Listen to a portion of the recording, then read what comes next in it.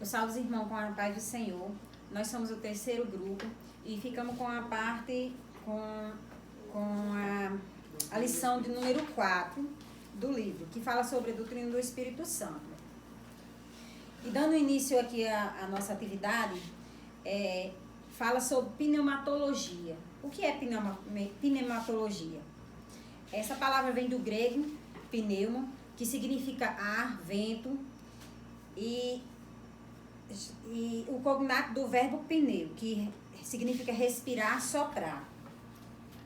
E biblicamente falando, fala sobre o espírito humano, que como o vento é invisível, imaterial, dinâmico, e potente. Deixa eu só dar Pneumatologia é o estudo de seres espirituais e especialmente as interações entre os humanos e Deus. No estudo teológico se refere ao estudo do Espírito Santo, que na doutrina cristã popular é a terceira pessoa da Santíssima Trindade. No primeiro ponto aqui, fala sobre a deidade do Espírito Santo. Deidade do Espírito Santo quando a gente fala sobre deidade, a gente fala sobre um conjunto de força ou intenções que se materializam em uma divindade. Deidade é a fonte de tudo aquilo que é divino. Igual ao Pai e ao Filho, não somente sendo perfeito em si mesmo, mas sendo a causa de toda a nossa perfeição. É aquele que ilumina o nosso entendimento, retifica nossa vontade, renova nossa natureza, une a nossa pessoa a Cristo e nos dá a certeza da adoção como filho. É o nosso ajudador, naqueles momentos que a gente está em pecado, é o Espírito Santo que nos avisa. Ele nos ajuda a caminhar na palavra. Aquele que diz que tem certeza da existência do Espírito Santo deve também ter os frutos do Espírito na sua vida. Quando a gente fala que está com o Espírito Santo, eu tenho que, de imediato, eu tenho que produzir os frutos do Espírito. Se eu não estou produzindo os frutos do Espírito, como é que eu posso testificar o Espírito Santo? Fica bem difícil. A certeza conclusiva da existência do Espírito Santo tem que ser mostrada na vida do crente. É como eu já falei. Se eu não mostro os frutos do Espírito, eu não dou a certeza da existência do Espírito Santo em minha vida, né? Isso foi o que eu pude entender sobre deidade. A segunda parte, a gente vai ouvir o nosso irmão Josenildo. Amém, né? Saúde a todos com a paz do Senhor. A gente vai falar de atributos divinos do Espírito Santo. Eu fiz um resumo bem rápido aqui, em poucas palavras, é o seguinte: o Espírito Santo é uma pessoa divina, assim como o Pai e o Filho são. Deus, um só, né? Mas em três pessoas. Nós não podemos entender isso porque é algo muito difícil. Temos só que crer e teremos que entender a essência de Deus. Aí teríamos que ser como Ele, porém, nós somos a imagem e semelhança tripartido, corpo, alma e espírito. E aí o corpo seria o quê? O corpo é matéria, algo sólido, o que se pode tocar. Esse seria o corpo, né? E a alma, sede das emoções, o abrigo dos sentimentos, né? Aquilo que a gente sente. Essa é a nossa alma. O espírito é a nossa essência, o poder, a comunhão com Deus. O espírito é aquilo que nos faz ter a comunhão com Deus, né? Por exemplo, os animais, ele só tem alma, corpo e alma, né? Aí, no caso, ele não tem essa essência do Espírito Santo. Então, quando um animal morre, se acaba, né? Porém, a gente, quando morre, o Espírito sobe a Deus. Então, por isso que o Espírito Santo é quem nos faz a ligação com Deus. O Espírito Santo, por ele ser uma pessoa,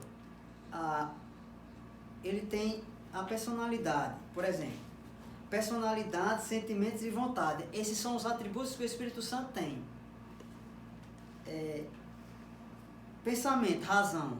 No livro de Romanos, no capítulo 8, o versículo 27, diz o seguinte: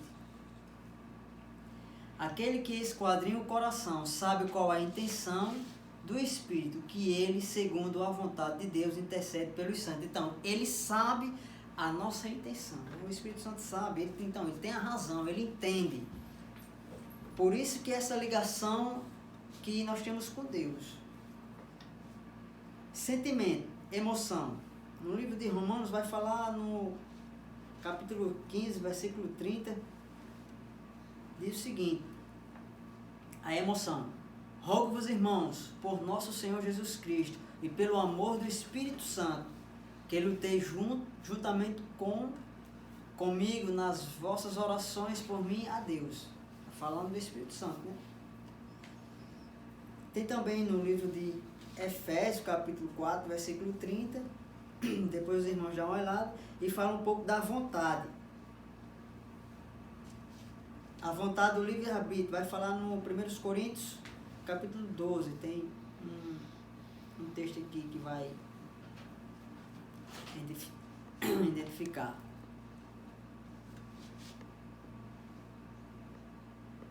Doze, 9.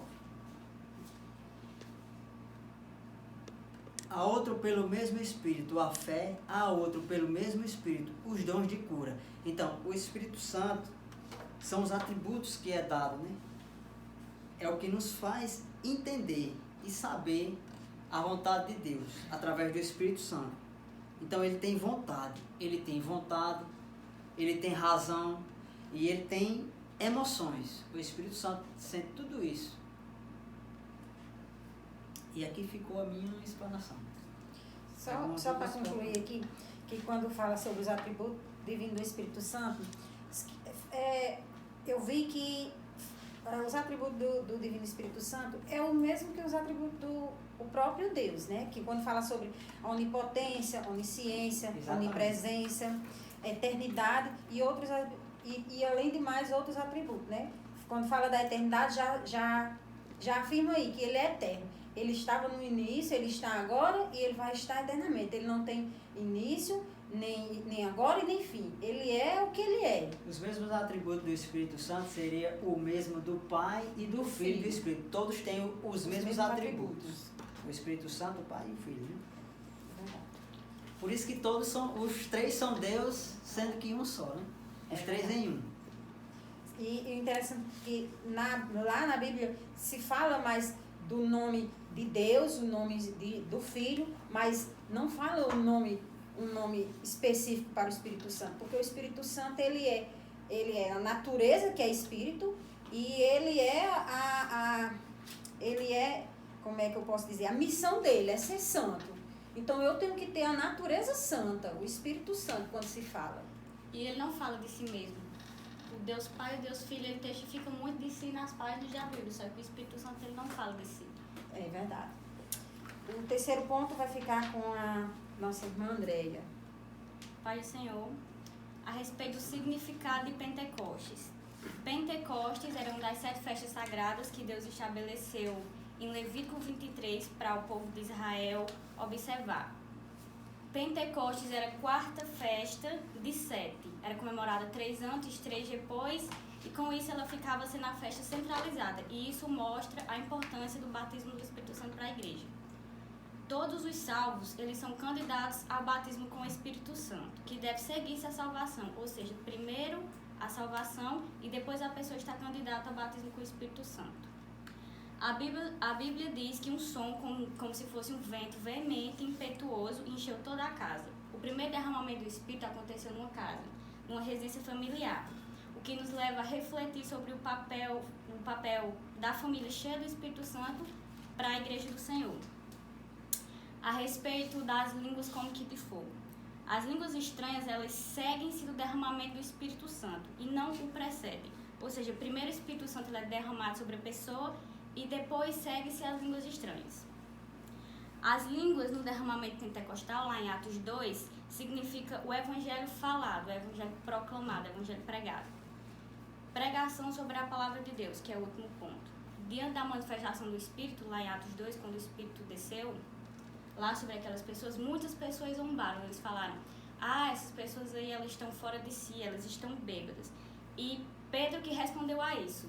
Pedro mencionou o profeta Joel, quando o profeta disse que Deus diz que derramaria o seu espírito sobre toda a carne. Então, a primeira pregação de Pedro, a primeira pregação da igreja depois de Pentecoste, foi justamente a menção da palavra de Deus. E sobre a pregação do ensino pentecostal. O ensino pentecostal, ele deve ter um endereço certo, que no caso é o coração do ouvinte. Falando aí nessa parte que você falou, que quando o Espírito desceu naquela casa, as pessoas ficaram dizendo, tudo tão louco. Não é diferente do que a gente vive ainda hoje, né? Quando os incrédulos passam e vê os crentes em espírito, eles ainda têm de dizer que a gente está uns loucos. Mas é porque eles não têm uma experiência com o Espírito Santo. Por isso que eles não acreditam, porque eles não têm o Espírito Santo, não é verdade? Também teve o derramamento também em Jesus, né? Que ali mostrou a Trindade, né? Quando Jesus foi batizado, ali o Pai falou, dizendo que ele era o Filho, e o Espírito Santo desceu em forma de pomba, né? Simbolicamente. E Deus falou, esse é o meu filho amado, a quem me compraram. Deus falou. Ficou o quinto ponto aqui que fala sobre as ministrações do Espírito na vida do crente, ao crente, que é através do novo nascimento, é quando a gente nasce de novo, né? É uma das ministrações do Espírito na vida do crente. A habitação do Espírito no crente é quando a gente, no Novo Testamento, o Espírito habita no crente. Aí tem aqui a passagem que se encontra no livro de Romanos 8:9, que os irmãos podem acompanhar. No Antigo Testamento, o Espírito agia entre o povo de Deus, mas com o advento de Cristo e por sua mediação, o Espírito habita no crente. Esse privilégio é também reafirmado em 1 Coríntios, né? Aqui mostra que quando a gente Jesus, quando a gente passa pelo novo nascimento, eu passo a ser a casa do Espírito Santo. Ele habita dentro de mim, não é verdade? Tem aí aqui o ponto 5.3, fala sobre o testemunho do Espírito Santo dentro do crente. É como eu já tinha falado. Quando eu produzo os frutos do Espírito, eu dou testemunho do Espírito Santo na minha vida. Fé pelo Espírito para a salvação. É o que nos dá a fé que estamos salvos em Cristo. Quando eu aceito Jesus, o Espírito passa a morar dentro de mim e ele me testifica que eu sou salvo. Santificação instantânea pelo Espírito. Como o Espírito Santo é nosso ajudador e ele tem a missão de santo, então é o Espírito Santo que me santifica, não é verdade? O batismo com o Espírito Santo. E a santificação progressiva pelo Espírito Santo e a oração no Espírito Santo. Aí aqui o 5.9 fala sobre o selo e empenho e o 5.10 sobre a unção do Espírito. Essa unção do Espírito é para o serviço. Jesus, nosso exemplo, foi ungido com o Espírito Santo para servir. Então, se eu tenho o Espírito Santo morando dentro de mim, eu sou servo. Eu tenho que estar disposto a servir a obra do Senhor. Aqui, deixa eu só ler aqui a conclusão, que diz assim, na conclusão de 2 Coríntios 3, prorrompe jubiloso o sacro escrito a respeito da glória do ministério do Espírito. Aí aqui diz assim, mas todos nós, com cara descoberta, refletindo com um espelho a glória do Senhor, somos transformados de glória em glória, na mesma imagem, como pelo Espírito do Senhor. Então aqui, o Espírito Santo nos transforma. Então, a partir do momento que eu aceito Jesus, que eu passo pelo novo nascimento, que o Espírito Santo vem habitar dentro de mim, ele me transforma e para que eu venha ser santo. Tem alguma colocação? Na questão do selo, né? Quando se fala no selo, o nosso selo é o Espírito Santo. Por isso que nós, os crentes, temos essa ousadia de dizer que somos salvos. Mas por que somos salvos? Porque nós temos o Espírito Santo.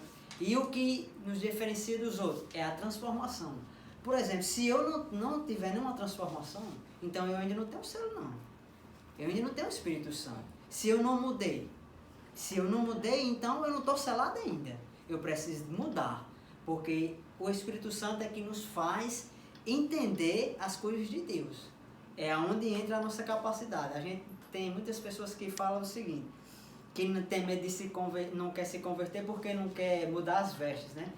Mas é interessante que antes mesmo, eu vou falar por mim, antes mesmo de se converter, eu já tinha em minha mente que no dia que eu aceitasse Jesus, eu só queria andar de calça. Não era nem porque ninguém me mandou ou alguém me obrigou, é vontade minha. Então, muitas das vezes, o primeiro passo que se vê na mudança é as vestes e o comportamento. A veste e o comportamento são as coisas que o mundo lá fora entende que realmente você mudou. Se você não muda as vestes, não muda seu comportamento, as pessoas não entendem que você mudou, que você está selado ainda. Isso é verdade. Né? É por isso que...